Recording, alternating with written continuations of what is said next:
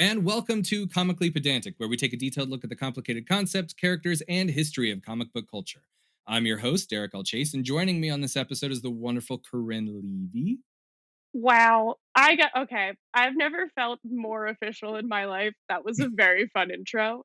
And when you think like, oh, one day when I'm on like the Tonight Show, Yes.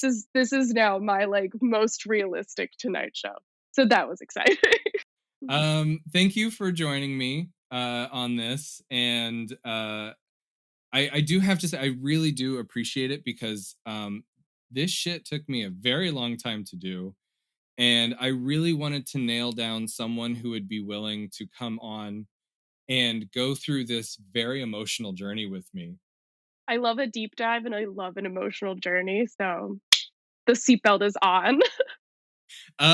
Now, before we get started, I just wanted to ask: do you have like a bright spot for the week? Anything that stood out for you? I want to try to like focus on something positive before we get Ooh. into all of the goddamn negative. Honestly, like, this week has been crazy, but, I have a wax melter that I found from my parents' house that I now have, and its scents have been keeping me alive. Shout out to Cupcake Vanilla, it's very fun. Um, I also just saw the new Batman movie, Oh which yeah. which made me cry with so much joy and excitement. It's like it was all the vibes that I wanted, so I I'm am excited. I'm going on Thursday to see it with like Austin, just like a ton of people. good, So good. we got like the big, the fancy seats, like the reclining chairs and all that shit. Like I basically got an entire row of that movie theater for me and all my Oh, that's friends. so good. That is so fun. Yeah, we have one of those theaters too that, like, reclines and everything, but I Mhm. feel like I was paying attention so hard that I was like, "Fuck these controls." Like, I am sitting upright and I am watching. Well, I just think like for a 3 hour movie, I want to be able to like sit in and not feel like, oh man, I kind of need to move right now. Oh, no, for sure, and it's definitely good to, like, have the that kinda luxury because shout out to Sinopolis in Hackettstown. That's in our theater. Um, but yeah, it's so good. I am, like, refraining from spoilers so bad, but I need to talk about it with people. Well, we're seeing it on Thursday, so I'll gladly talk to you Okay, about it afterwards. good, thank you. I will explode with joy. Okay, so you haven't really you kind of are aware of the way that the show goes, and you kind of know a little bit about what we're going to talk about. Um, but just for anyone who's never listened to the show before, I know like a shitload about this. I've done so much research on what we're about to talk about. Corinne knows absolutely nothing. You're here to just interrupt me, ask for clarification, uh, be like, "Oh, gee golly, that's a bit intense," or something like that. I will do all the things like that. All right. So, and before we begin today, I really need to point out that there's going to be a lot of talk about violence, sexual assault, harassment, and a very, very strong uh, use of language. And I'll be quoting from some threats that were made, as well as detailing a long hate campaign. So, if that's something you don't think is appropriate for you right now, I do implore everyone, if it's not good for you, just turn it off right now, listen to a different episode. I honestly, most of what I talk about is not really fun to listen to. I think only people who are like super interested in very niche things, I think very much enjoy this. But I'm sure there's something else that is out there that is worth your time. This is going there. There's a lot of talk of sexual assault or threats of sexual assault. So that's going to come up quite a bit. And I've always been a big fan of the collaborative nature of comics and the inclusive culture that tends to accompany it. So I've never felt more at home with friends than when we are discussing and possibly mundane details of superhero stories. And I've never felt more included than when I've been with a group of comic book fans. An important element to any fandom is the ability to support one another and feel welcomed as you navigate the things that you love. So I have found that within a lot of comic book shops or conventions. But it needs to be pointed out that that is not always going to be the case. It's important to remember that as you move through life, but especially important to an online life. And that brings me to what I really want to discuss on this episode and what will be an ongoing look at the group of people known as ComicsGate. If you haven't heard of them, don't worry. I plan on detailing everything that I'm able to find out, and hopefully over the course of several episodes lay out what I believe to be an accurate representation of the group. I also just gotta say ComicsGate is just a very, like, I don't know, it seems very intimidating kind of title for all of this, so So there is like an intimidation aspect to how they operate, but I also think it's really interesting to keep in mind that the way these people are silly as hell. There is a there's a man that I am writing about currently for a few episodes down the line who went by the name Captain Cummings. Like that was his name, and he What? spent a super Sir. long time talking about how someone who like a horrible thing happened to them, and it was like publicly this thing happened, and he's like, "Nah, I don't believe it. Didn't That's happen. This literally guy's fucking insane. lying." And his name's like fucking Captain Crunch, like, Yeah. sir, get Like real. literally like with the apostrophe and everything. Like that's how it Yeah. is written out. I just love that it's like the comic version of Watergate, and people are out here running around like Captain Crunch. My heart. This is gonna be wild. I'm already ready. Now, before I begin, I think it's worth mentioning the few interactions that I've had with this group. I'm not coming into my research blind, nor am I coming into it with no bias. I am aware of the bias that I have against ComicsGate, and I will be working hard to try to give a fair understanding of who they are. That does not mean that I will pull my punches. If I see something that is awful, I am going to make it known that I find it awful. And a short while ago, actually, that was while I was writing this. It's been quite a while at this point. I made a comment on Twitter about ComicsGate, and I joked about what I would deem racist underpinnings. And the tweet is probably still up. I do have it now. My Twitter is now set to delete after a year, so I don't know if it's still up or not. I didn't even Um, know Twitter could do that. yeah, you absolutely should do that. Oh my god, I mean, I literally tweet about cats, so, like, I don't have anything to worry about, but So this tweet was, uh, it was childish on my part and like pretty petty and kind of shitty about their movement.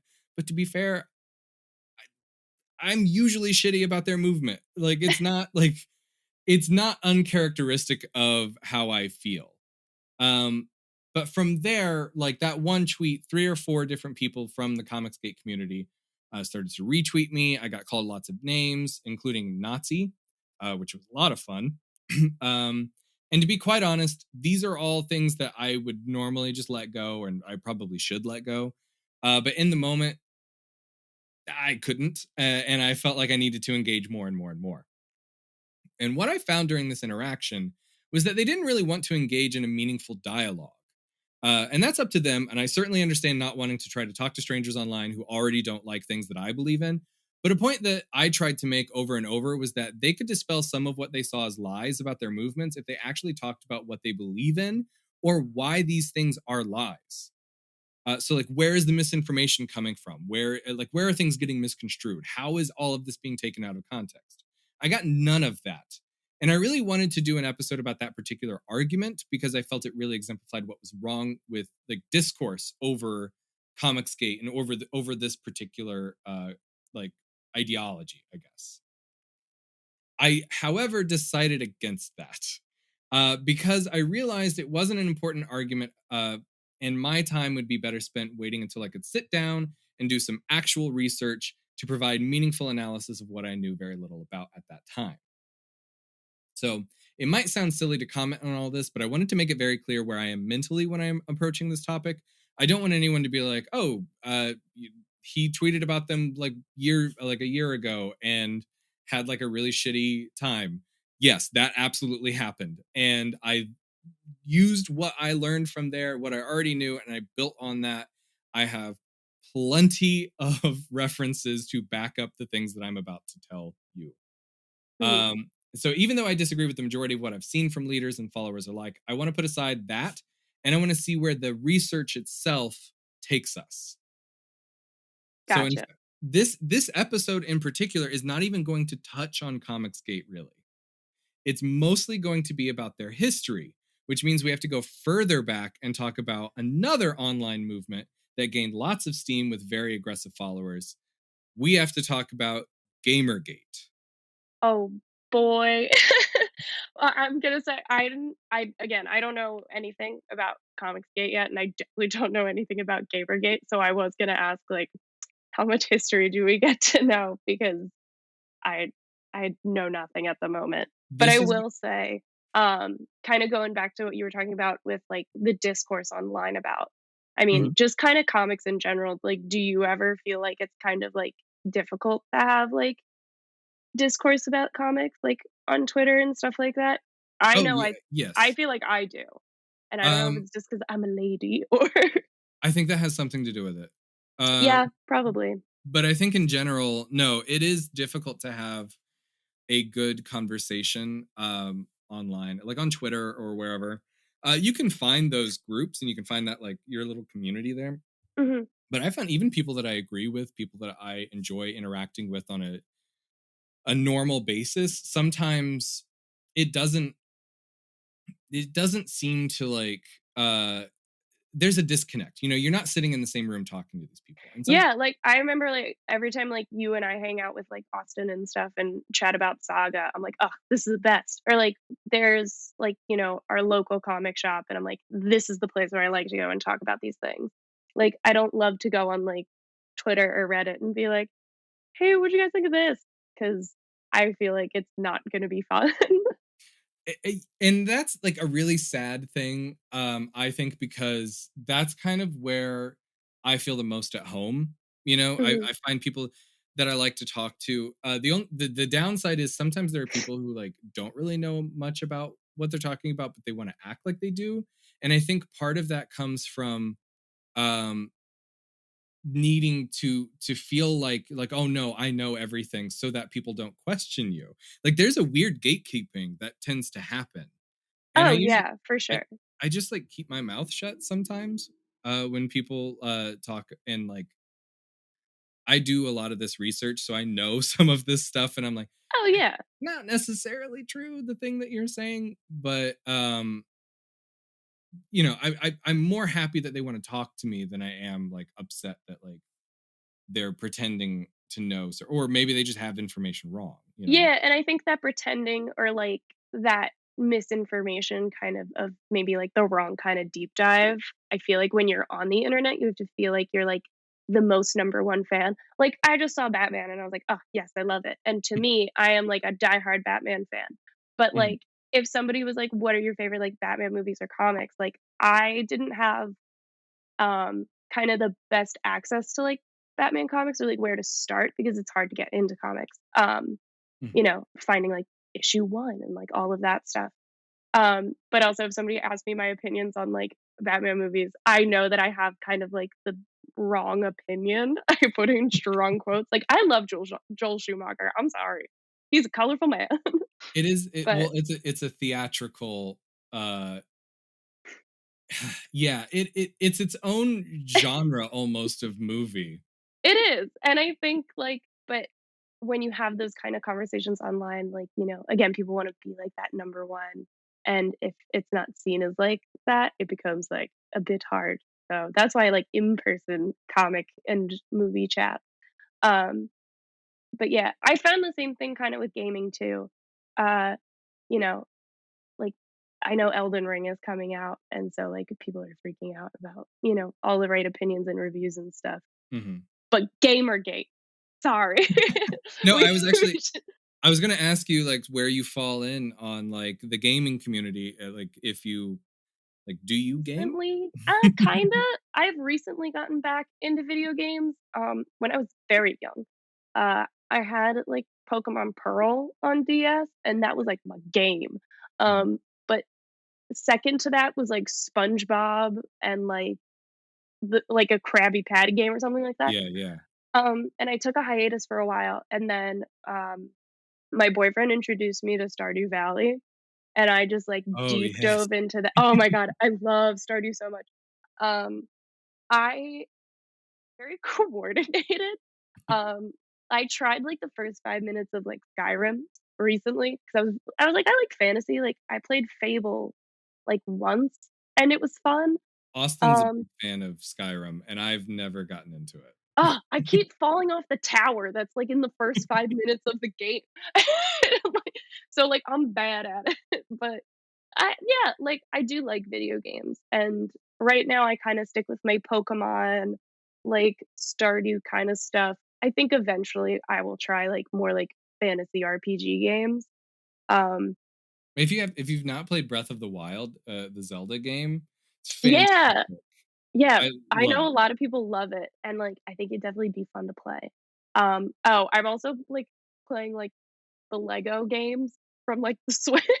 Oh, yeah. Did you get the where they just do like Harry Potter or something? Yeah, they had Yeah. it on sale for, like, $5, and I was like, "Yes, please, I wanna be a wizard." So, I've been playing that, because nostalgia and Legos. But, yeah, that's kind of where I am with games. I think you and I come at this from a similar perspective then, because like when I was younger, I played all the games all the time, Mhm, and I hit like 12, 13, and I kind of stopped. More because I was just like really busy. I had a lot of shit to do. same. Um, and I was like, you know what? That's something I will do another time. And I actually didn't get back into gaming until I started dating Austin because like she brought over her PlayStation and like I got into Assassin's Creed and stuff like Yeah. that. Wow, I And love that both of our partners made us gaming nerds again. so I mean like like I'm coming at it from still like an outsider perspective, you know. And Yeah, a lot of like the games that I tend to really enjoy, my favorite games growing up, they're so Metal Gear Solid has always stood out to me, but it's like a weird one because I usually hate like military style games. yeah, But that one, I just love it. mhm, Um, but outside of that, it's like Spyro and like yeah. very kid friendly action games like that. Yeah, like, I think eventually it'd be fun to kinda get into the more, like, intense I'll call them intense games, 'cause, like, I don't know, I played, like, an RPG before when I was younger, but I would also, like, whenever there was a boss, I'd be like, "This is hard, I'm gonna make my brother do it." And, like, so I never really finished the game on my own, so I feel like for, like, nostalgia character growth, like, reasonings, I'd eventually wanna go back to it.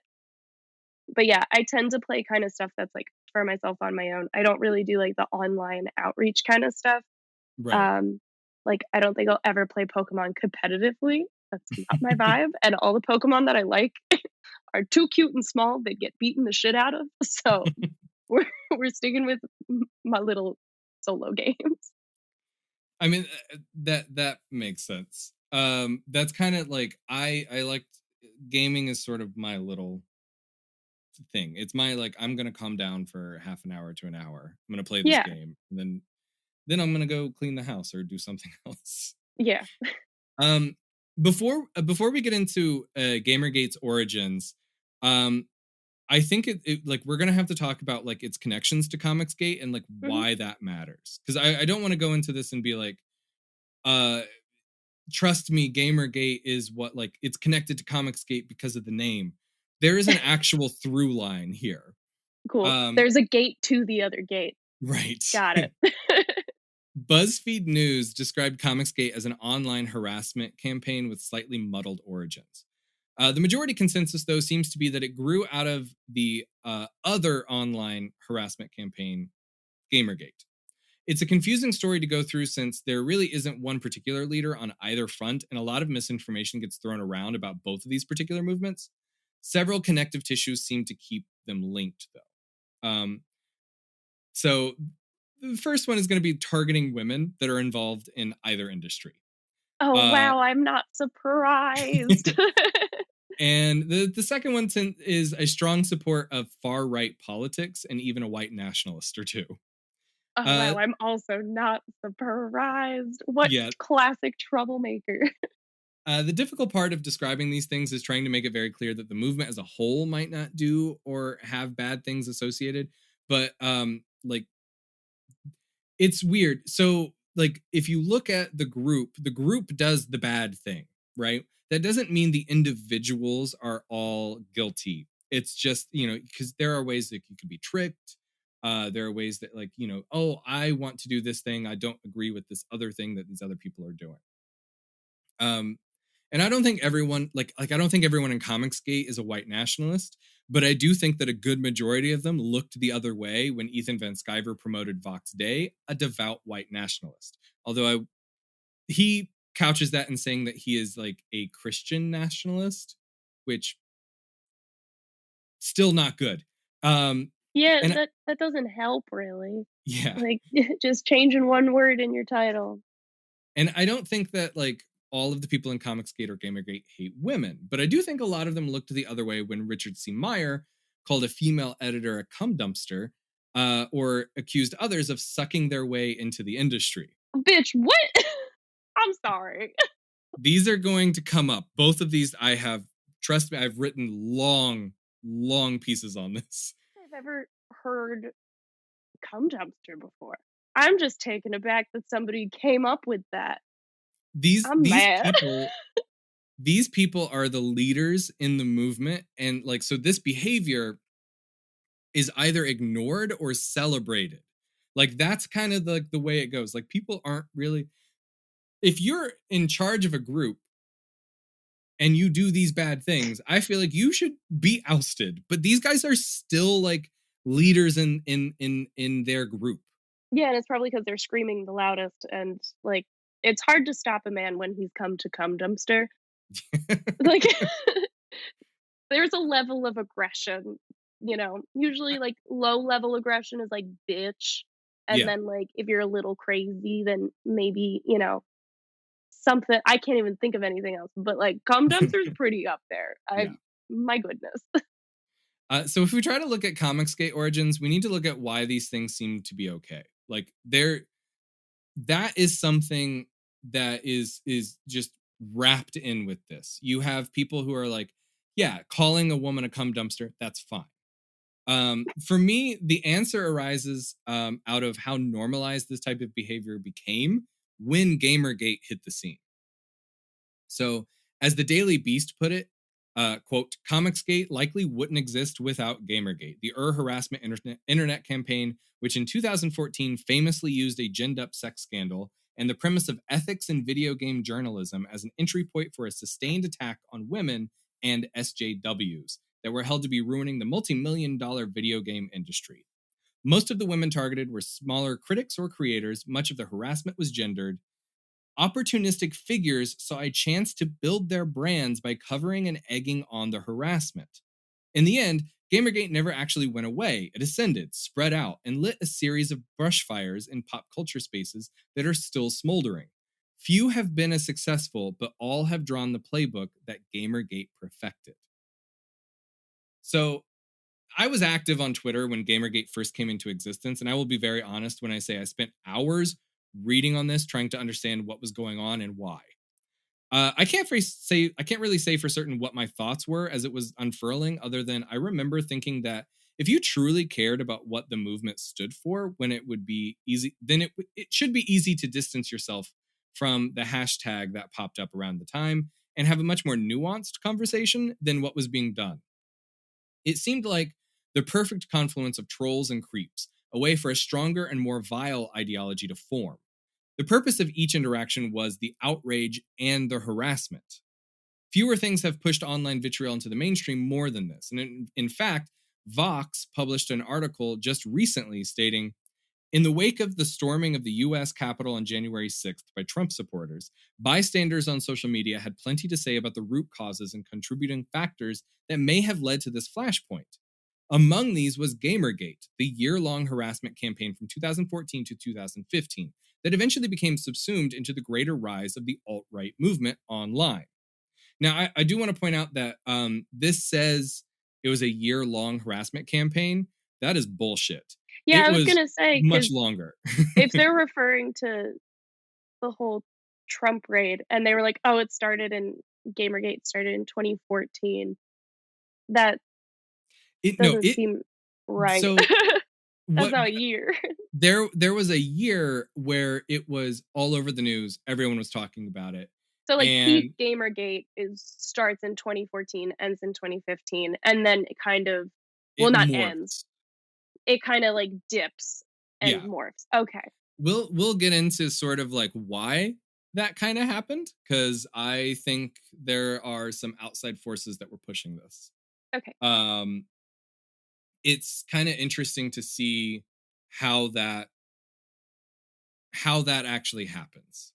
Yeah, because I was gonna say, like, is like have kind of like what was the main thing that these people were like fighting for, I guess you would say? Because it does sound like, a lot of these like, small channels and editors and women and stuff were getting harassed. Was it because of like they reviewed something and they didn't like what they had to say? Like, Oh, oh no.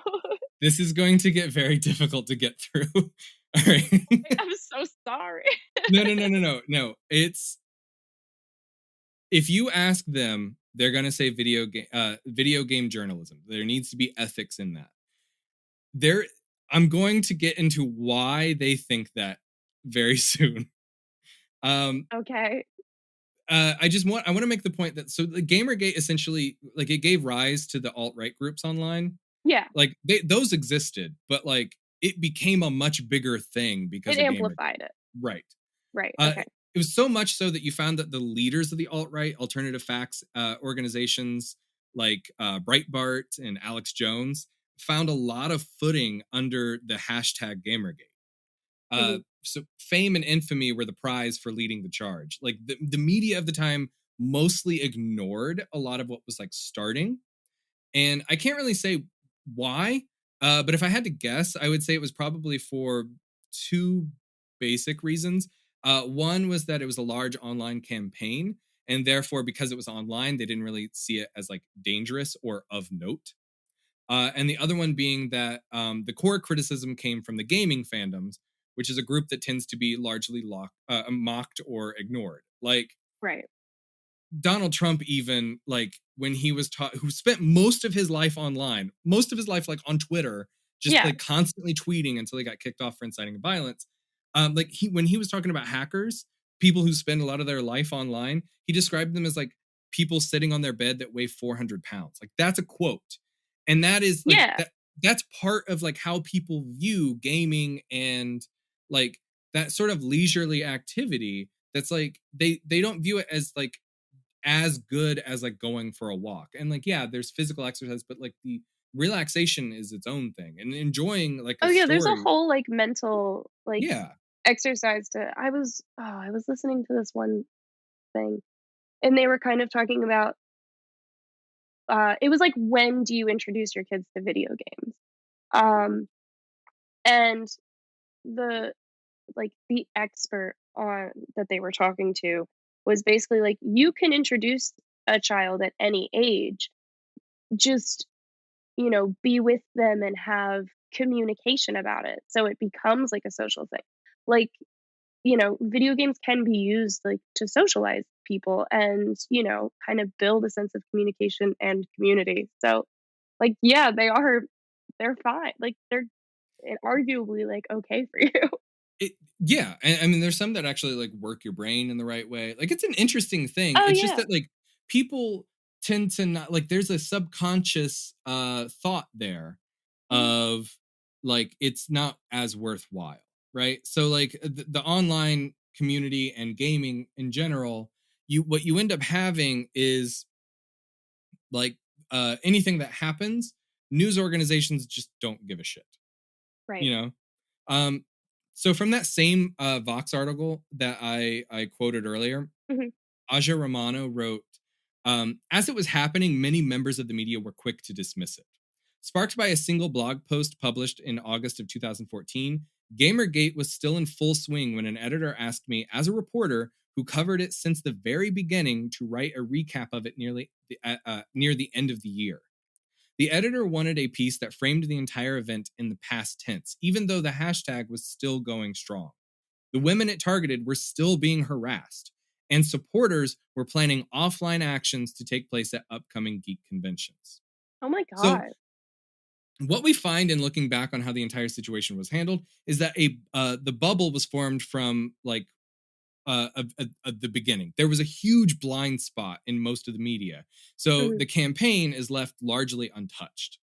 Some people faced consequences for their actions during this time, but it never seemed to be taken as seriously as it absolutely should have been. And I personally find this very similar to how much of the media itself has failed in regards to covering far right groups like the Proud Boys, the Three Percenters, or even QAnon. When there is a clear and present danger, regardless of how it is couched in other terms, it should be addressed as in like an appropriate manner. Yeah. When you have a person or a group directly demonizing a culture, a gender, a religion, or a single person until a seemingly lone wolf actor decides to pick up a gun and enact violence to stop the threat that they've been conditioned to feel is present, that's stochastic terrorism. It builds over time until someone decides to go on the offensive. That's why you get random vans blowing up on Christmas, or a person shooting up a mosque, or trying to blow up a Planned Parenthood. These things seem like the actions of single individuals, but they are the product of a concerted effort to spread unwarranted fear. But it only works if the truth is kept out of sight, and that's why these online groups were able to spread faster. QAnon seems silly, so only places like Bellingcat, who have done excellent research on right-wing terror breeding online, or podcasters and unaffiliated with most major newsrooms, ever actually took the chance to dive deep into the documents and debunk the conspiracy as the stochastic terrorism that grew into more and likely physical actions like the storming of the fucking Capitol. This is how things like Gamergate spread and grow for so long. That's why this shit is important, I think. You know, like, it comes from silly video game bullshit, but they have long lasting consequences. Yeah, and especially, like, I people really, like, don't think about how much, like, people are committed to that to video games. Yeah. Like, it's a when you have, like, kind of an oh, what is the word? I don't wanna fully say, like, underrated, but I guess overlooked community, like, Yeah. that community gets mad. They wanna be seen, they wanna be heard, and then they get Well, fucking and aggressive. if you're overlooked, then the community that you have is the only community that exists. So Yeah. you're gonna defend that to like to the end, you know? Yeah, and then there's, like, a jadedness that's kinda created, Right. and then you're kind of trying to think of, like, "Oh, well, it doesn't fucking matter what I do because it's not gonna get attention anyway, so I'll just be as fucked up as I wanna be." Right. Crazy. So you asked earlier about about what this was all about. Like what started Gamergate. Yeah. So the truth is it started with a game called Depression Quest by a game developer named Zoe Quinn. Mhm. And I want to start by saying that Quinn uses they them pronouns, and I have made a concerted effort to make sure that the right pronouns are used. But I am also a human, and I sometimes make mistakes. So if I do, I have to apologize. So also because of what I'm quoting, most of it was written before uh, Zoe publicly asked for their pronouns to be acknowledged as they them. Okay. So a lot of it was written with like she her. Right. Um, so I tried to go through and like change it where I could, but maybe I made a mistake. I just want to point that out up front. Cool. Um, a lot of gaming fans disagreed with like some of the positive press that she got or they got from their gaming publications. Um, they were upset with the myriad of problems that they felt the game symbolized. So, to some, this was just a series of arguments about feminism and politics creeping into video games and ruining an otherwise fun experience. But it actually turned into a campaign dedicated to harassing, sometimes including death threats or threats of rape. Um, so the game itself is not like crazy. It's like a text based adventure thing. Oh, okay. You yes no enter in what you're doing. Yeah, like It's coffee talk and stuff like that. it's just supposed to be like what it is like to deal with depression, you know? Yeah. Um, so I'm not like as versed in video game sides of topics, but I do know some of the complaints that were lobbied against this are very similar to ComicsGate complaints, which i.e., women used to be sexually designed and now they're not. Violence is being toned down. Politics is ruining the thing I love. To these people, Zoe represented the creators that are destroying their enjoyment, and therefore, Zoe was an enemy. But Um, it's also like, ugh, I hate that argument that it's like, "This stuff is ruining my thing, because it's like, your shit's still out there, dude, and, like, people are still like, the whole I'll go with, like, the sexy ladies drawn in comic books. Mhm. That stuff's still around. Like, Oh, I'm reading absolutely. I think it's, like, the New 52 of, like, the Birds of Prey. I'm reading Oh, that, yeah. like, right now.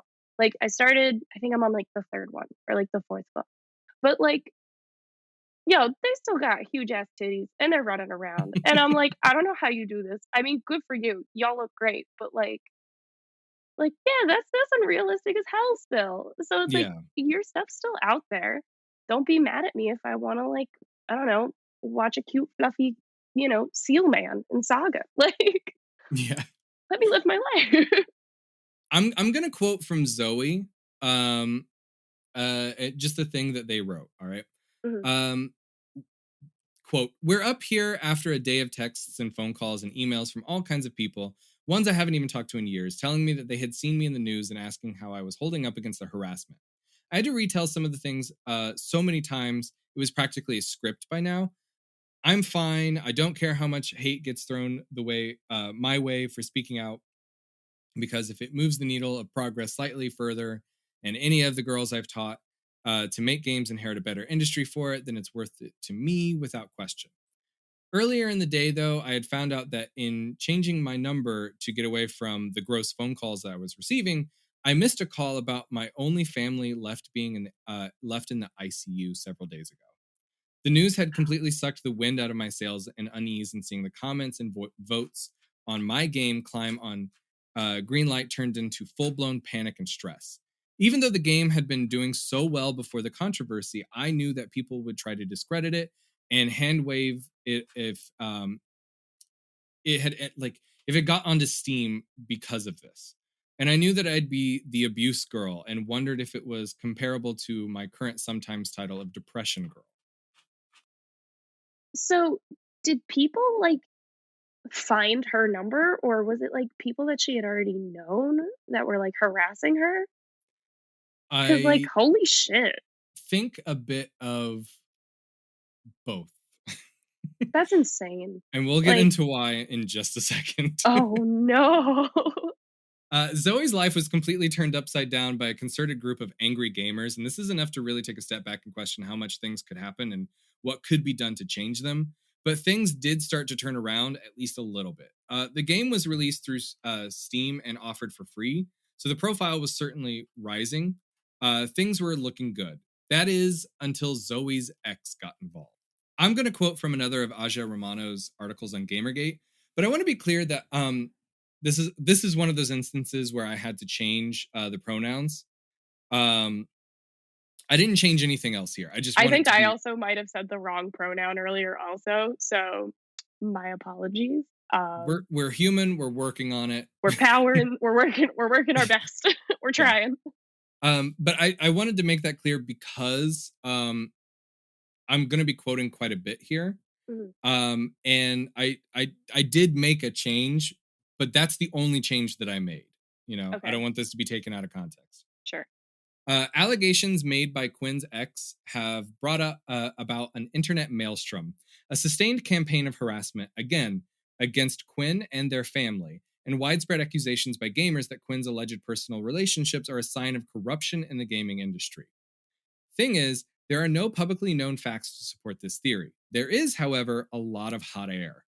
On Saturday, gamer and coder, I intentionally didn't look up this guy's name. Aaron Gioni, I think, who dated Quinn during the time they created Depression Quest, detailed his alleged history as Quinn's then boyfriend in an extensive blog post. This is written almost entirely in shitty metaphors and bitter snark, he wrote. It's a post about an ex. Gioni then goes on to allege that Quinn slept with other professionals in the gaming industry while they were dating. Despite its length, Gioni's post amounts to little more than the kind of nasty post-breakup gripes spurned partners lament about with close friends. But thanks to a number of key factors, his allegations have turned into a hot-button issue for a certain sector of the gaming community, which has twisted Gioni's dirty laundry into a narrative of industry corruption, a tale that is not based on provable fact. So, what you have here is um, Zoe's ex goes online, writes an extremely long blog post about Zoe's alleged cheating, which I do believe that Zoe has like owned up to this. Um, Yeah. and the people that Zoe cheated with.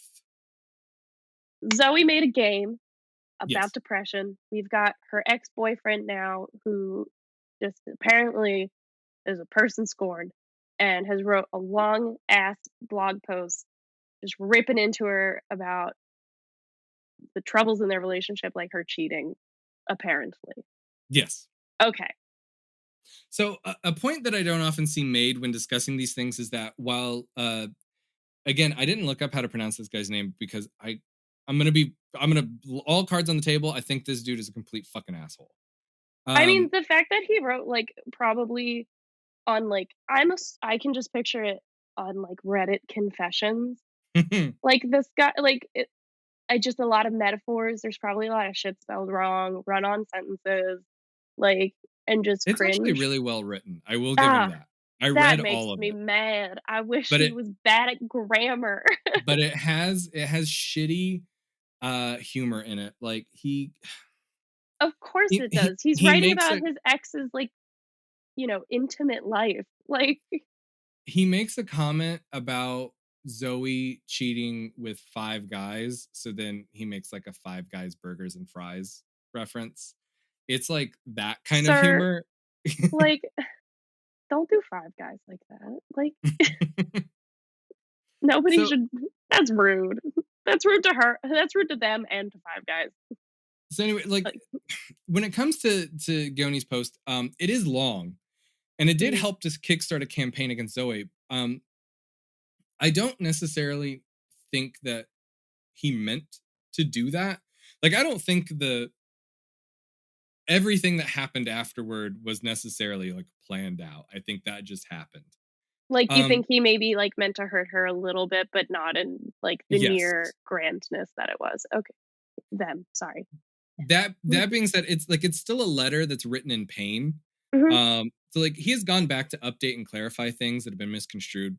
I don't think I would ever post something like this publicly because he does name um, Zoe and several people that they slept with.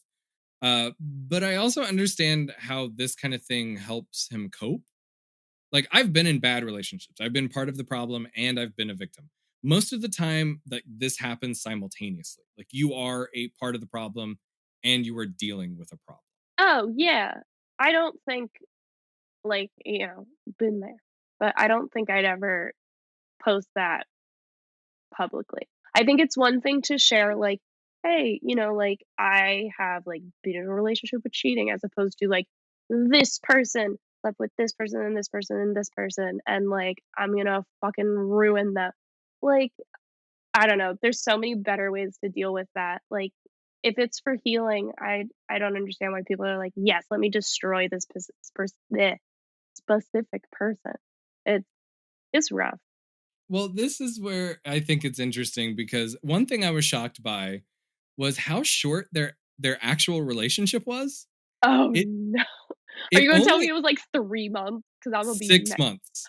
It was 6 months and Zoe allegedly cheated on him several times during this period. So I like had a 5th grade boyfriend longer than that. This man needs to grow up. I don't think that like there's I don't like you don't get the death sentence for cheating on someone during a relationship, especially a short relationship. That doesn't take away like the pain from being cheated on. Oh, It's no, of just that course like, not. the connection there is like there's not as much being uh betrayed. You know what I mean? Yeah, Like like, when you're in a relationship for 6 months, like, you maybe, like, just got out of the cupcake phase, you know? Like, you're yeah. maybe starting to get introduced to, like, a little bit of reality, but not nearly enough to, like, uh, what a man, 6 months. So I want to like he still isn't the worst part of the story, but the people who started their campaign used his post as an excuse. So like that's just it needs to be noted. Okay. Uh, so in August of 2014, he sent his early drafts of this like post to different boards and was banned directly after for like turning message boards about video games into a diatribe about why he hates his ex.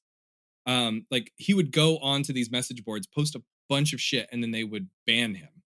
So being resourceful, he took to WordPress and published the whole thing, Oh, which jeez. was picked up by everybody's favorite internet chaos engine, 4chan. Oh, no.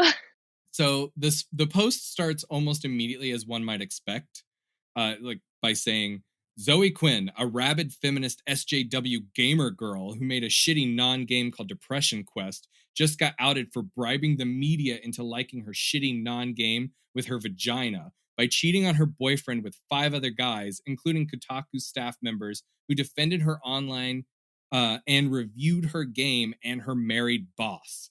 She is a manipulative liar and a sociopath. So that's how Oh this gets my posted on god. 4chan. And who wrote that? Do we know? It's just Someone, and 4chan. that's 4chan. Like, Jesus Christ. so the post goes on to later dox the people listed and even post a link to nude photos found from Zoe's modeling earlier. The underlying misogyny here, I think, is quite clear and is a theme that will remain incredibly consistent. But it's actually toned down quite a bit as a tactic to get other internet users on their side. The idea Yeah, was it's to very focus on, toned down. It's so mellow. It's well, so the point is, like, it's not like, hey, fuck this woman. It's fuck this woman because, according to this post, oh yeah. Zoe Zoe slept with Nathan Grayson from Kotaku in order to get special treatment and better reviews for her games. Now, Mm. this is actually not true and was even refuted by Zoe's ex, who clarified the timeline. Like, the guy who wrote this thing was like, that didn't happen. That, like, it's Yeah. shitty that she was sleeping with this, or that they were sleeping with this person, but that, like, this specific thing did not happen. Yeah. The facts don't matter though. So, like, what mattered was the perception that could be spread, which it absolutely did. Mhm. YouTubers began commenting, Reddit began commenting, and eventually a specific cabal was formed against what was called the Quinspiracy. So, an internet relay chat board hosted several people specifically with the intent of crashing her career with no survivors, to quote one of the participants. Now, I This can't seems stress like this very enough. early, like this sounds like cancel culture before cancel was like the term, you know? Yes. Yeah. Now, like, I can't stress, like, this part of it enough. The language in the board is fucking horrendous. Like, I have an archived document with these chats. Mhm. And so I opened up a search on it, and I looked for instances of just the word rape, and there were 600 uses on it. Oh, that's just depressing. So, like, Oh god. some of these are a little benign. Like, one instance is of, like, it act like in the search found the word scrape. Oh, But so then but it's like but I can tell you that just until I got bored and too upset, I was going through there were quite a bit comments about casual talk of raping people. that So um people are trash. People are trash. Like the fact you said like in the 600s? yes. That's that's too much. There's books that don't even have that many pages. Like, during during all of this, like, 4chan mods kept deleting posts that specifically doxed Zoe, since they had been receiving threatening phone calls and death threats. So, like, oh, so good that's how on. they got their number. Somebody had doxed them on Right. 4chan now. Yes. Okay. So the users on 4chan began discussing moving to 8chan, where there are fewer rules, a tactic that is later adopted by the QAnon conspiracy. So there's a nice little fun additive there. Mm. YouTuber and coordinator with IRC, Internet Aristocrat, released a video spreading the conspiracy theory and specifically stating that Zoe traded sexual favors for positive game reviews. And members of the IRC channel began reaching out to the prominent YouTubers that they could in the hopes of gaining support and exposure for their crusade to protect gaming journalism by threatening someone's life. One of these YouTubers, Total Biscuit, then sent out a tweet to his more than 350,000 followers detailing the allegations against Zoe and why they stand against Zoe's actions. And that's when things got even worse as the phone calls started going to Zoe's family members to harass them as well. And one of them's literally in the ICU right now. Right. So like this might be a moment where you question how am I like able to prove these allegations of coordination? And the truth is, I didn't have to look very hard. Mhm. Most of these conversations were had in log chats that have been archived for everyone to see. Like again, I have that archived document. Right. The conspiracy began with bad faith actors flat out stating their objectives. Now, I'm cutting out a lot of what actually happened in order to make this fit, but it's also all still available. If you spend some time Googling the events, you'll find all of this. One gamer claims that Zoe had doxed him previously, but provides no evidence to support it. An entire series of Reddit posts are mass deleted as doxing becomes commonplace. Like people are just flat out putting all of Zoe's info out there. Yeah. One Reddit moderator actually reached out to Zoe to privately warn them about what was going on. And the deletion of these posts then triggers a conspiracy in the minds of the Reddit users that their mods are now coordinating with Zoe to suppress the leaking of this information. So the entire thing is spiraling, and this is about 5 days after the Zoe post was originally published. Anyone who didn't fully agree with what was going on was seen as an enemy and harassed almost immediately. So if you're just like, "Hey guys, let's Let's cool maybe off a not bit," dox somebody. then you're usually like, "Oh, you work for Zoe," or you're like part of the group that is like we're fighting against. So things got so bad that Kotaku decided to post their own article debunking the conspiracy. And I'm going to quote directly from this. On March 31st, Nathan published the only Kotaku article he has written involving Zoe Quinn. It was about Game Jam, a failed reality show that Zoe and other developers were upset about being on. At the time, Nathan and Zoe were professional acquaintances. He quoted blog posts written by Zoe and others involved in the show. Shortly after that, in early April, Nathan and Zoe began a romantic relationship. He has not written about her since. Nathan never reviewed Zoe Quinn's game Depression Quest, let alone gave it a favorable review. So all of this That is was one thing easily I was proven gonna wrong. say too, is, like, nobody knows the context of these relationships that Zoe has had with people. Like, it's kind of this it's very this is, like, screaming the Me Too movement to me Yes. so much. Like, you know, someone could be like, "Oh, this person, like, slept their way to the top," or, like, maybe that person was harassed their way to the top. Like, you don't know. Or maybe they actually just fucking liked each other and they happened to work together. Like, Yeah, it's all of this is like there's so much here that is like just clearly people making shit up and they don't care about facts. Like it's you can easily look to see, did this person ever review this game? No. Then the fucking conspiracy ends. That's it.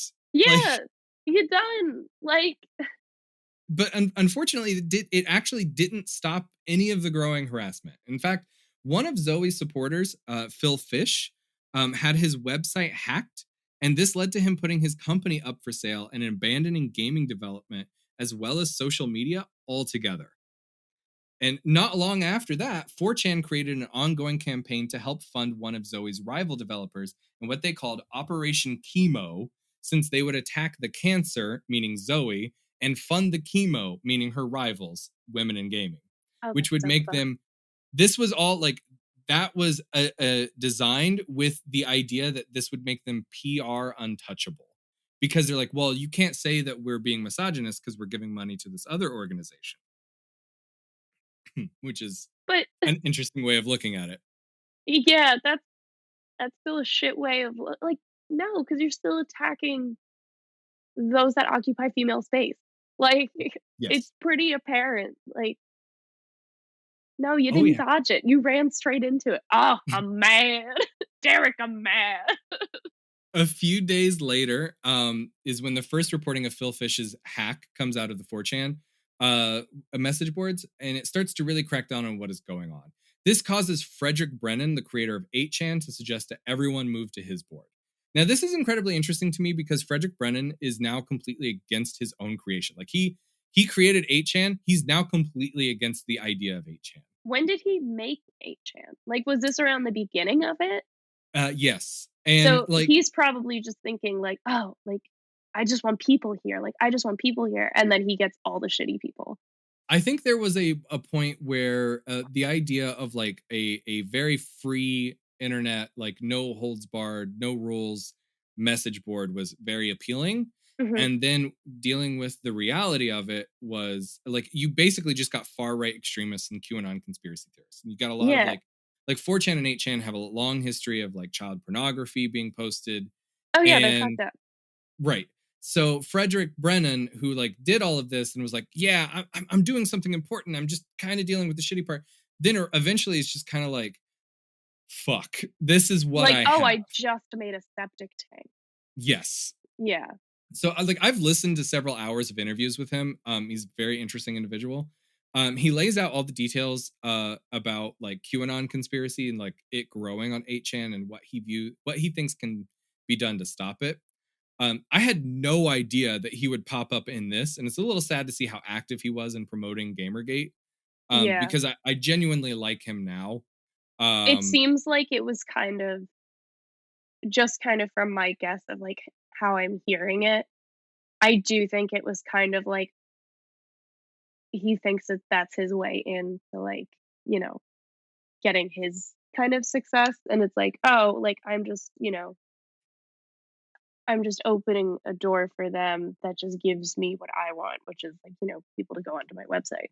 So yeah, I mean, it could. I can't speak for him. oh, yeah, no, neither Uh, can I. That's just kind of my guess. Like, I can, in a way, like, understand why he would be, like, active in it. I don't know if it's in a way that it's like, "Yeah, fuck women." I think it's more of just, like, I think it's the curse of being an open bystander.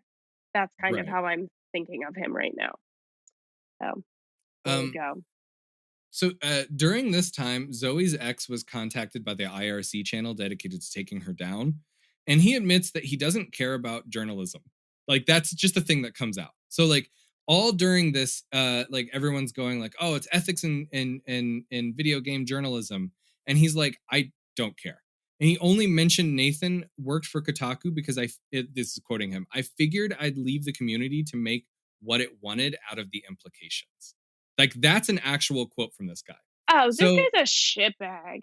this sort of flies in the face of what he was saying earlier, but I'm willing to believe that he did this to make people mad. Like I don't think he knew what was going to come from this. But if But he, like, said it fuck just like, him. "Oh my god, yeah, fuck this guy." But, like, if you're gonna slide in a piece of information that you know people are gonna interpret, like, you have to know, like, in some way they're gonna interpret it like this. Like, And a fun thing is after all of this, he went on to a Reddit AMA and released Zoe's usernames and passwords. "Oh, this guy's So garbage." yeah, it gets worse. Like again, I'm not trying to defend him. I'm just saying that I don't think that there was malice like to like I don't think this was planned in any way. Like there was malice, but there was no like intentional like I am a fucking evil genius. This is something I'm going to do. I think I don't think evil genius, but he definitely, like, got some weapons up his sleeve, Hmm. and I wanna say I wanna fight him, but, like, this is my first podcast I've ever been on, so I don't wanna be like, "Let me throw hands," 'cause ah, So after all of that, I will refrain. Zoe ended up fleeing their home when they and their family started receiving more direct threats, like very specific, I know where you live kind of stuff, Yeah. right? So all of this seems to be centered on one person, right? So like it's hard to make a claim that it's entirely a harassment campaign against women. Um, but unfortunately, like we haven't talked about Anita Sarkeesian. Anita Sarkeesian started her company Feminist Frequency in 2009 in order to critique pop culture through a feminist lens. She did this in several ways, including discussing the concept of women in refrigerators, a topic that I've covered in the past. I don't remember the exact episode, but if you look I was for gonna say, the, did you say women and refrigerators? no, women in Oh, refrigerators. women in refrigerators. Yes. It's a Oh. So it's a trope. I don't want to get too far into it because I did an entire like 1 hour episode on this. Fine, I will listen to that episode. It's but the trope is, the idea of it is like you have just sticking with superheroes. You have a superhero Yeah, and uh, let's say Superman, right? sure. And Superman has Lois Lane. Yeah, Lois Lane exists as the girlfriend. yeah. Women in refrigerators is describing, it's a fridging concept. It is describing women who are depowered, maimed, raped, murdered, or assaulted in some way to further the male's story. So it'd be like Lois Lane getting murdered to make Superman do a thing. Oh, right. And it is a very specific thing that unfortunately happens quite a bit. Oh, yeah, Uh, it does. if you listen to the episode, I get into statistics and why it's a bigger deal, I think, in comic books because you have a specific percentage of characters that are women, and it's a very small percentage. Oh And my then god, if yeah. you go into ones that lead their own comic books, it's even smaller. So what you have is a disproportionate amount of women in comic books getting raped and murdered to further like a male superhero's story. Yeah, and let me tell you, I have been struggling, like, for years to find, like, women in comic books because it's like, listen, I love Batman, I love Superman, like, Marvel men are cool, but, like, I'm sorry, but half of them all have the same face and, like, almost exactly, like, just the same vibes, and it's not cool. Like, Mhm. I was lucky enough to find, like, Scarlet Witch and the Vision, like, there's, like, a 12 issue series. Oh, yeah, yeah. Yeah, I, like, found it like, years ago, like, thankfully before WandaVision, or else I wouldn't have been able to afford it. Like, I got it for, like, $10, and I was like, "Finally!" Like, I love this character, and, like, I honestly, like, you can't find that anywhere, like, anymore. Like, You and I we're gonna have to talk off air. I'm gonna give you some recommendations because I think we'll find some good ones. oh, thank God, Uh 'cause I've been I struggling. especially if you like horror, I have quite a few that I I think do. will really work.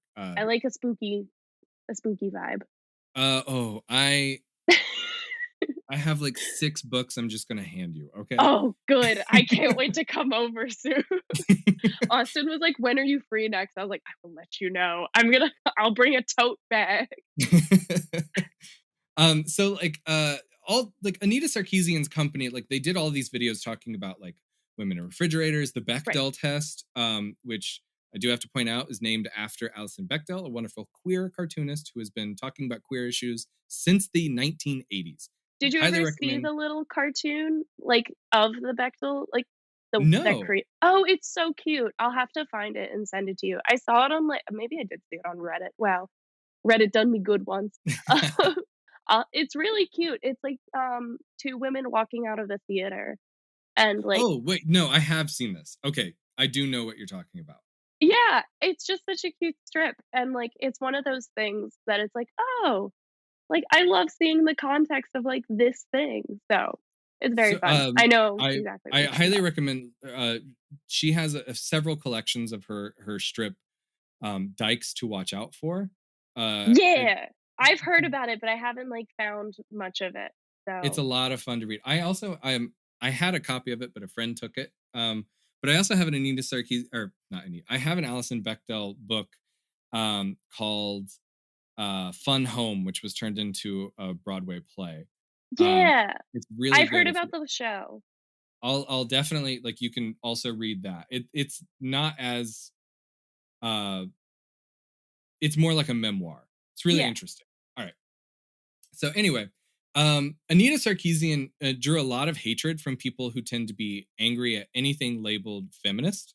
So the real start of everything came when Anita decided to start to have a Kickstarter for her newest project, which was called Tropes versus Women in Video Games.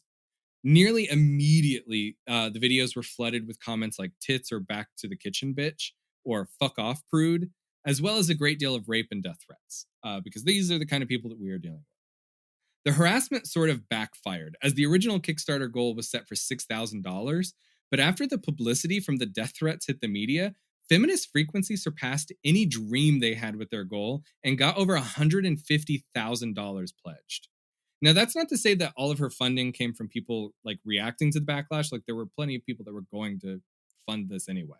Yeah. But Anita's Kickstarter had like already made some of this money, and like I'm just saying that there was a lightning rod around it through the public reaction. So the massive influx after the fact was very helpful and would allow her to expand her project. The fact that she received so much money, the fact that she refused to be silent, and the fact that she documented in detail the types of vitriol sent her way meant that Anita Sarkeesian became a minor feminist celebrity. And this added to the hatred. So since I this was is the literally just internet, about to be like, "Yes, Anita, we love you." Anita, I'm so sorry.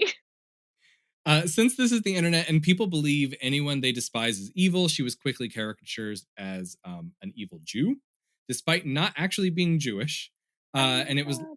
later No. found out that she was of Armenian heritage, so the hatred flipped to anti-Armenian rhetoric rather than anti-Jewish rhetoric or anti-Semitic.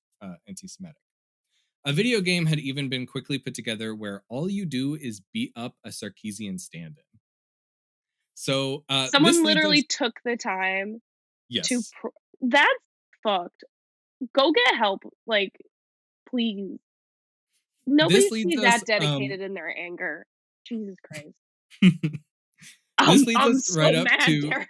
the start of GamerGate, when Anita's company released a new episode of Tropes versus Women in Video Games and immediately came under massive threat. So, rape threats, death threats, illustrations of both of those events, and vile comments flooded in. But two scarier events happened soon after. Now, I'm going to start with the first. Anita's home address was published online.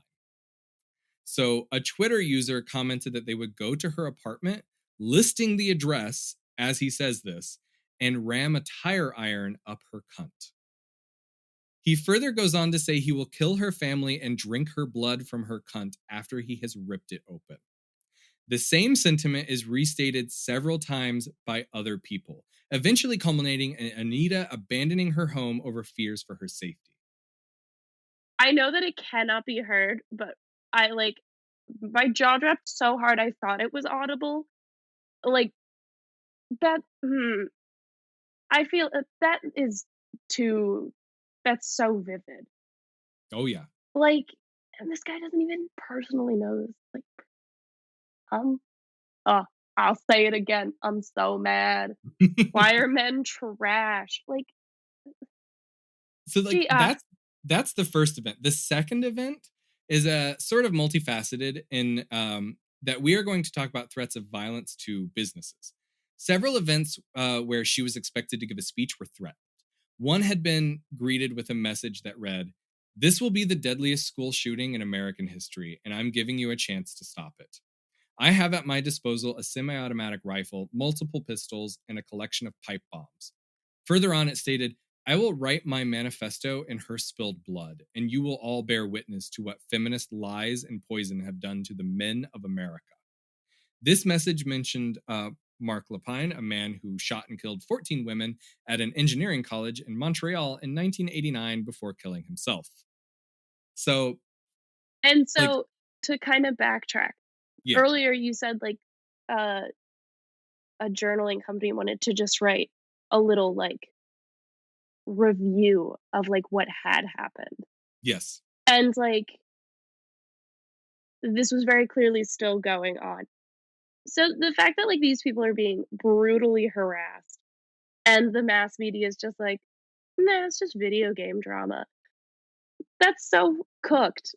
like this does get picked up by mainstream media and it becomes like a big deal, but it gets picked up in a way that I feel like they were willing to talk about it and willing to like play it up until they felt like the news cycle had gone on, and then it was kind of abandoned. You know what I Yeah, mean? and it was like what, like probably like 2015 at this point where it's like, you know, they're Oh not no, no, gonna. no.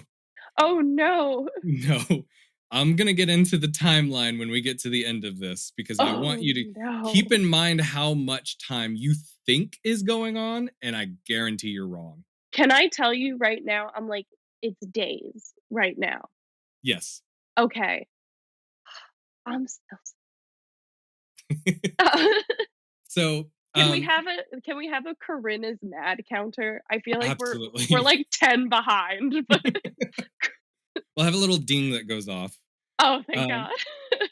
so another such attempt was made when someone threatened to bomb a video game development conference if they dared to give her an award.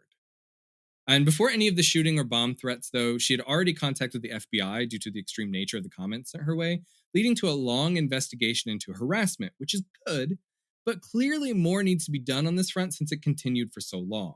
If videos are being posted calling her the Hitler of video games, then what is the underlying reason? Understanding the nature of the harassment can help to understand the ways to counteract it. So, obviously, it's easy to point to sexism being a leading cause. And I don't think you can read comments about hating feminist lies or the ways in which these men want to sexually and mentally torture female presenting people like Anita Sarkeesian or Zoe Quinn at the time. Like, I don't think you can read those and not be like, yeah, that's not, uh, we don't have to worry about any feminism or like misogyny here. Like, the feminism is just triggering so much misogyny in these people. Um, but that's not all that it is. It's important to remember that there is some fun to be had in hurting others online. And I say that kind of facetiously, but I mean that. Like, there is fun in being mean, and people love to do that. Yeah, I believe that oh, there was a podcast I was listening to.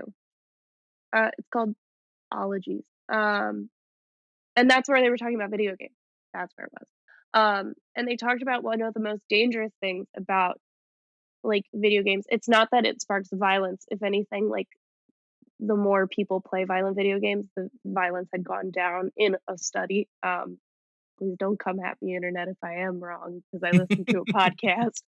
Um, but the other thing they talked about was like the thing that makes people that's a negative effect of video games is when people were playing competitively and online because there was no person like physically in front of them.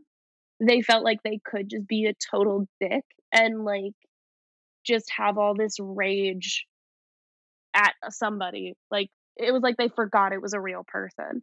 So like I 100% believe that people are having fun being assholes to each other on the internet because they probably forget that they're real people, which is really sad. Absolutely. Like, Yeah.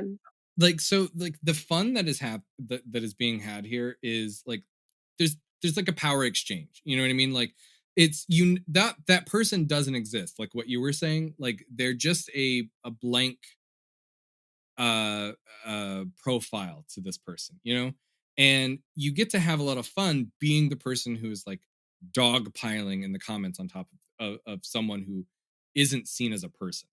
And, like, um there's definitely moments where it's like I mean, I'm guilty of, like, reading shit on Reddit, and it's like someone will come up with a very creative like, "Cum dumpster threw me off," and if we were talking about anything else, like, I might have giggled a little bit. But No, it can be objectively funny. It's just the yeah, way that it's used, not so exactly. much, you know? Like, all of that, like, it goes hand in hand with, like, others being tricked into believing, the reasons are for the greater good.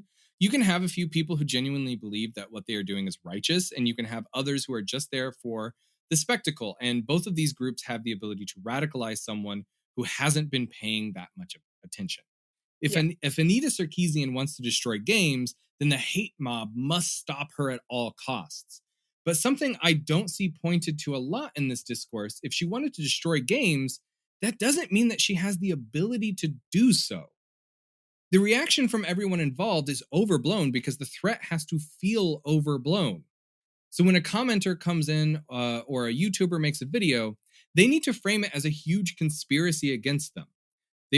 That's going to get them the most interaction. Like, that's not conjecture. The New York Times posted an article about a YouTuber who explained his methods, and the refrain ended up being focus on conflict, feed the algorithm. Make sure whatever you produce reinforces a narrative. Don't worry if it's true. Oh yeah, This you is see the that on YouTube everywhere. Like, that's how bad faith actors radicalize people to like what they do. yeah, Like the idea is that someone is coming and they're going to take the thing that you love. And like that explains some of the radicalization and like how it's weaponized, but not necessarily why it's used to begin with. So like where does the initial anger come from when it isn't associated with fear or sexism? The answer is that it still comes from fear and from a desire to just not feel bad about yourself. Like it comes from questioning what might be wrong with your own beliefs. If you've never had to question your own choices or things that you that like just come natural in your life, then it feels like an attack to have those things as anything other than enjoyable. Like that's why privileged white men tend to fight against the idea of white privilege. The rationalization starts with because they've never seen their privilege, but that's just because they haven't fully looked at their positions in life and why that's there. Cis straight people fight against inclusion of trans rights because deep down it feels like something is being taken away. Like if you've enjoyed a piece of media, you don't necessarily want it taken away, but what does it mean about you if you enjoyed something that could be perceived as a problem? When Anita Sarkeesian says that there is an issue with how women are perceived in video games, or when Zoe Quinn makes a video game that completely sidesteps conventional gaming mechanics, it feels like they are saying you can't enjoy the things that you've enjoyed before. Now, that's not the case, but that's how it is interpreted. That's how, like, if I say, man, there are a lot of white male superheroes. We should have more diverse superheroes in comic books. There are some people that will be like, why are you taking away my white superheroes? Like, we're yeah, not. You've had 60, 70, 80 years of these characters, and we're just saying there's room for more. exactly. And I think you kind of see the same thing like with a much like more trivial example, like the whole fight over like low-rise jeans is coming back. Oh no. Oh yes, unfortunately. And like, because trends come back and things like that. And so these people are freaking out like, "No, I will lose my high-rise jeans." Like they're going to be gone forever. And it's like, "No, the world is not burning them into a giant jean pile. You can still find them." Like and especially with Yeah. comic books, it's like you I can like yeah, definitely like having all these new stories come out like could be nerve-wracking to a cis white man. Mhm. But also, I think like if you're just seeing it online, like if you walk into a comic book store like tomorrow, there are still going to be so many more white male superheroes than, you know, superheroes of color, like, you know, LGBTQIA comics. Like, you know, nobody's taking away their stuff. So like but along the lines of what you were saying when it comes to they're going to continue to be like more white superheroes. Like if you go into a comic book store, you're going to see more of those regardless of how many that we've put out. The good like of like minority characters. And the thing that I think should be noted there also is like if a character is like there's a black Spider-Man. There's like there was a black Captain America. There's like that doesn't erase the prior 60-ish like 60 years worth of the white character. Oh yeah, it's like, do you forget how long it took to get like Like uh you can reread, like I reread shit all the time. yeah, and also like, you know, I'm a cis white lady. Like, hi, hello. I try to be the best ally that I can.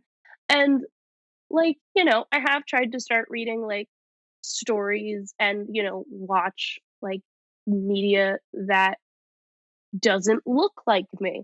And honestly, I've been having a great time. They're Yeah. really cool and interesting stories. So it's like, why wouldn't you want to read about that?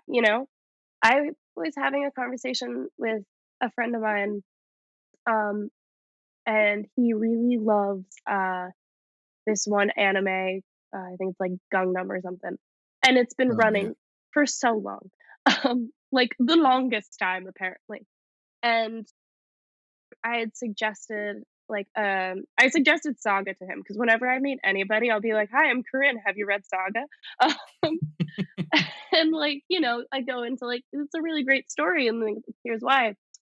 And he was like, "Yeah, but like that that's basically in Gangnam," and I'm like, but it's not.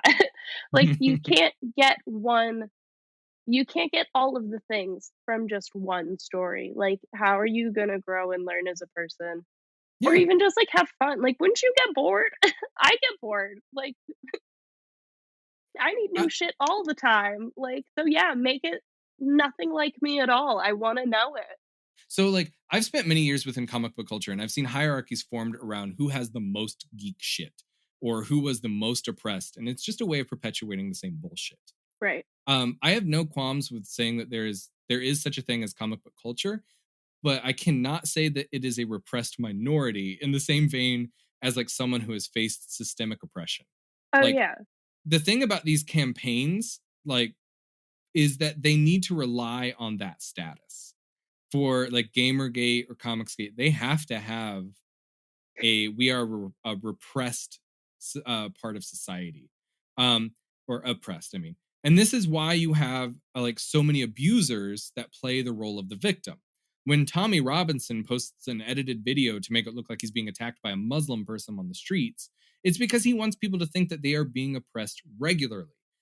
They're selling an image, and I'm not saying like Tommy Robinson is part of either like video, like either Gamergate or ComicsGate, but it's the same mentality. Yeah, it's an example of like almost like gaslighting behavior, basically. Right. And Yeah. like it's not the only thing that forms a hate campaign, but that's part of it. And there are also going to be grifters. You pick any ideology that could be possibly exploited and you will find a grifter hiding somewhere out there in the world. Anything dealing with fear and anger is a huge opportunity for some. So that's where you get Alex Jones hawking his male vitality pills, or any number of doomsday preachers selling end of days prep kits. For the attention or the money, it doesn't matter. Like Gamergate in its nascent form is no different. You're going to get grifters. So we're going to talk about the Sarkeesian effect. Okay. So two internet assholes known for their respective assholery at this time launched a crowdfunding campaign to make their own documentary called The Sarkeesian Effect. I just gotta say, I really love assholery. Like, It's the perfect way to describe what these fuckers did. Uh, in a the, dick, but kind of silly. the plan was that they would address criticisms of Anita and explain the social justice warrior agenda that is going to end the video game industry. Now, they only asked for a modest $15,000 a month in order to produce the movie itself. So just $15,000 a month A to make month. this movie. Yeah. And all in all, the duo ended up making $90,000, and it provided no breakdowns of where or how that money was spent. The shooting was troubled, and the two of them split multiple times over creative differences, which led to a wonderful trove of accusations being lobbied at each other. According to one of them, the other person, Davis Arini, the other asshole in this group, spent months playing with the footage so that he could try to make more and more money off of their backers. So the whole thing, that whole thing was like a money scam to hit at that point. Right. That's not even the best part about the reveal. It was apparently Arini decided that Anita must have been raped by her father, and he spent a great deal of time trying to find a therapist that would back up his claim so that they could end the movie with that revelation. Like the truth did not matter. It He was just true like to made him a because he real decided that woman's it was yeah. backstory. Yes. He was like, this, she does this thing, so therefore it must be because her father raped her. And I'm going to find someone that will back my claim up. That's And nuts. That's the fucking movie cooked. the movie eventually came out, and like no real revelations outside of the absolute scandal of feminist frequency owning a PO box ever actually like came from it. They're like, oh my god, their address is a PO box. Like that's the kind of shit that they came up with. So the movie was so terrible it made no impact, and one of the creators even recently released an apology video to Anita Sarkeesian for his harassment of her and making the documentary at all. Like, according to him, the entire thing was made as a way to stroke his own ego. Like, that's just a thing that they could do. They try to ruin someone's life and then be Yeah. like, well, it was because I felt bad about myself. Yeah. To really unpack who Davis Arini is, who is one of the guys who made this video, or at least unpack who he presents himself to be, would take an obscenely long time. Like, it's possibly more important to get across the general strokes of who this guy is rather Mhm. than get into like who he is. Davis creates videos for YouTube where he is generally barely visible based on the lighting, has a glass of whiskey in one hand and a cigarette that is sometimes lit. Like the glass of Just the sometimes. sometimes the glass of whiskey, regardless of the length of the video and the amount of times he seems to drink from it, is never actually much lower by the time he finishes it. So he's like clearly just like putting it to his lips. Like that's it.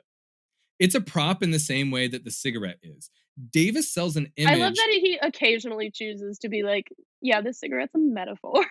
Yeah. Like, He sells an image and he's extremely aware of that fact. It's more important for him to be seen like the uber male than to actually do the things that would earn that title based on the criteria that he lays out. That's because he knows that his gender is performed and he feels a desperate need to be the best performer. And this is where like that whole the like trans rights kind of gets into it, because like right. he would probably be the first person to be like trans people are wrong, but he also is understanding that he is performing that gender role. You know what I mean? Yeah, he's kinda like a hypocrite in the sense. And like we haven't discussed much of like his actual content. Um we already know that he made the Sarkeesian effect, but that leaves out quite a bit. Like, which is kind of fitting since some of what I'll be quoting from has been deleted from YouTube. But can be found either mirrored or being mocked in other videos. Like plenty of people picked up a bunch of his shit and I talked was about it. gonna say, have people, like, done counters on, like, how many actual sips he's taken? Yes, you. So there is a guy named H Bomber Guy that I highly recommend checking out. Because he he spent a great deal of time taking apart Davis Arini, and he is where like I didn't notice any of that shit with like the cigarette or the whiskey. I didn't notice any of that until he pointed it out, and then it was like every time I watched, I was like, I "Holy would shit!" love if it's not even whiskey, but if it's just, like, apple juice. It might be. I have no idea, but it's presented as whiskey. Um, He just got the nice little tumbler, like Right. Davis describes himself as like a race realist, which he argues is not the same thing as a racist. But his own words sort of betray him here. Like, he claims to agree with white nationalism on paper, but can't get behind the movement since it is for losers. That's his own words. So, like, I've heard these I arguments find it before. the ways that people try to avoid, like, the, "Oh, I'm not a racist, I'm just," and then you dig a hole. Like, there's no easier hole to dig. Right. Like this that those kind of arguments are like prominent in like conspiracy laden areas. And if Yeah. you wondered why I mention like conspiracy so much in particular when it comes to like Davis Arini, it's because I'm going to point to his words on the Holocaust. Oh, no. Quote, the Holocaust did not arise ex nihilo. There had been these manipulative snake melon Jews who had been screwing over Europeans for centuries. It wasn't a majority by any means, but there were enough of them, and Jewish enclaves protected these people, brought them in, and profited from their evil, eventually leading to the Holocaust. Which, believe me, I'm not apologizing for the Holocaust, but it happened for distinct reasons. And by bringing these leftist Jews into the Jewish narrative, you're tempting God for another Shoah. So, like, the argument here is basically taking Jewishness, linking it to left politics, and then arguing really that they had it coming, which you Oh my might find god, is Corinne's mad. you might find that nearly indistinguishable from Nazi propaganda. And in fact, it's hinging on old Russian propaganda, like the Protocols of the Elders of Zion. But like maybe this isn't fully accurate. Like, I mean, he does use the N word a lot, but he wants it to be clear that he doesn't mean all black people. Like, maybe it's an outlier. So let's take a look at what he has to say about women.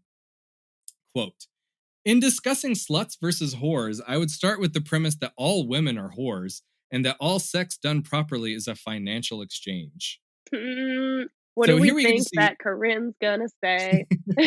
I will here we give get to you see multiple choice. what essentially is a fundamental component of his worldview. Men and women are diametrically opposed, and their only interactions must be part of an exchange. So to him, women are easily manipulated, and it comes back to masculinity. Like the way that like financial currency he is discussing is like men perform masculinity in order to attract women. Women use sex in order to keep masculine men, and there is nothing more than mutual selfishness. So I've said this is part of his worldview, but again, it's part of what he presents as his worldview. I've Yeah. discussed my thoughts on this man, and the response I tend to get back is that he actually has no ideology. Like it's all about garnering attention. And like that might seem crazy, but keep in mind that the carefully crafted cigarettes or the glass of scotch that he will have in his videos, the dim lighting and the dark clothing, It feels it's like all very 50s heteronormative. it's all there to like. Oh, so he even has like a skull that he moves into like if you, regardless of the video that you watch, there is a skull in the background somewhere. Like he moves this skull whenever he sets up his shot. It's Oh, all in service of the image. Like he's trying to get like this sort of satanic vibe going. You know what I mean? He very much looks like oh, I forget the guy's name, but the guy like he used to be head of the Church of Satan. He I looks wanna very look much up like him. I wanna look up this man so I can, like, see his face and roast the shit out of it. How do I spell his name? Davis Arini. Yeah. So Davis Davis and Arini Aurini. He looks like if Steve Jobs was, like, a murderer, you know? There's one photo in particular, he's, like, sitting on, like, this gross looking couch. Wait, with the cigarette and the scotch, and it says like this is what a patriarchy looks like. No, this says "Goat Classic." Ugh, this man is Oh not a boy, goat. yeah. Dark timeline, cinema snob. He do look like a snob. He's quite an asshole. He's Um, oh, there's a photo of him wearing a trench coat and a sword. Man, I really try not to, like, roast people for their interests. And, like, listen, if you collect swords and knives, like, go for it. My brother does it, like, go for it. But this man in particular, this very specific man, you look silly. You he look does look so good. damn silly. Like, I'm upset. I'm not mad. I'm just deeply upset after looking at this man. His aura is poo brown, and I don't like it. So like I've described all of this, and it's sort of like what is this like? What does this have to do with GamerGate? And like nothing and everything, because Davis is emblematic of the people who shot to prominence during all of this. Like people willing Mhm. to direct others, say whatever gets them attention, and feed the algorithm. Gamergate is built on nothing, and yet it became a huge online presence, constantly putting in louder recruits and increasing the vitriol. This is the template for which we have for other hate groups and other campaigns built on equally flimsy stances. And I want to be clear, all of what I've mentioned, except the like the bomb and the shooting threats that I spoke about in regards to Anita Sarkeesian, like those things, like those specific threats, those Yeah. happened after. But the rest of this all happened within 1 month. Like, Oh my that's god. the amount of time that we're talking about. This single month kickstarted something new online. This wasn't just 4chan being dicks or pranking people. This was the start of something big. And on August 27th, about 2 weeks after the first post about Zoe Quinn was published by their ex, Adam Baldwin of Firefly fame coined the term hashtag Gamergate when he tweeted two of Internet Aristocrat's videos. Gamergate was born. And we will look at more of what happened in the next episode. Oh So no, I'm clenching. Oh, a whole month? we just Oh, covered a month of this. poor Zoe. Yeah. Is Zoe Zoe, and like is Zoe around to this day? Like, are they, like, alive and healthy? Zoe Quinn is alive, as far as Okay, I'm aware, is healthy. okay. They are about 34, 35, somewhere like around now. Oh Um, god, and this happened in 2014, and she's yes. 35 now? Yes. Like, Sorry, so, they're 35. That's right, right. so young to be harassed at that like, that's such a formative like, so, like, early 20s. If you're interested, like, they wrote a memoir They in, did? 2017 called Okay. Crash Override: How Gamergate Nearly Destroyed My Life and How We Can Win the Fight Against Online Hate. Yeah, like, It had to a lot be of really harassed good. for that hard and long, like, Mhm. at such a oh god. Zoe, I'm here for you. If you need Yeah, a cup of tea, please let me know. I will walk my ass over and comfort you. My like, goodness. we're not done talking about either Anita Sarkeesian or Zoe Quinn. They will come back up. And an interesting thing to note about Zoe is that they also co-created a comic book for Vertigo Oh, they did? through, yeah. Oh, wow. So there's some fun stuff to check out that's like even related to like comic books and not just video game, you know. Okay. So what did you think so far of the proto Gamergate that we've Oh, gone through? wow. I got so 1, Corinne mad, 'cause damn, people are fucking trash. But I really wanna know more, like, of what has happened and, like, what is happening. 'Cause, like, I know that it's kind of like, oh, like, this does and doesn't involve Gamergate, but, like, I don't know, when you're attacking I'll just say those that occupy, like, female space and primarily in one industry, like, Right. yeah, that is connected, like, you know? So, it's crazy. I wanna know And more, though. next episode we're gonna wrap up. I'm gonna give a very truncated view of Gamergate, just so you have an idea of what it is, Okay, and then from there we're gonna launch into into ComicsGate, ComicGate. how it came about, why it's tied to Gamergate. Some of the same people are going to pop up. Like that's Yeah. we're going to talk about some of the same like cast of characters. Oh, And boy. it'll be interesting. Um and you can find more information, including all of the sources for today's episodes, at comicallypedantic.com. You can also follow us on Twitter and Instagram by searching at PedanticCast and at Derek L. Chase on both platforms. New episodes come out kind of when I get to them. So we're going to try to do on Sundays on iTunes, Stitcher, Google Podcasts, Spotify, and at comicallypedantic.com. This show is entirely listener supported. If you'd like to support the show, help us stay ad free, and possibly be mentioned on the air, you can check out the Patreon link at the top of comicallypedantic.com. If you have any comments or questions, you can send them in text or audio recording to comicallypedantic@gmail.com. Please indicate if you'd like your name or question read on the air. We're going to be back with another deep dive into the culture of comic books, and in this case, a history of what came before. But until then, you can find more exciting adventures at your local comic shop.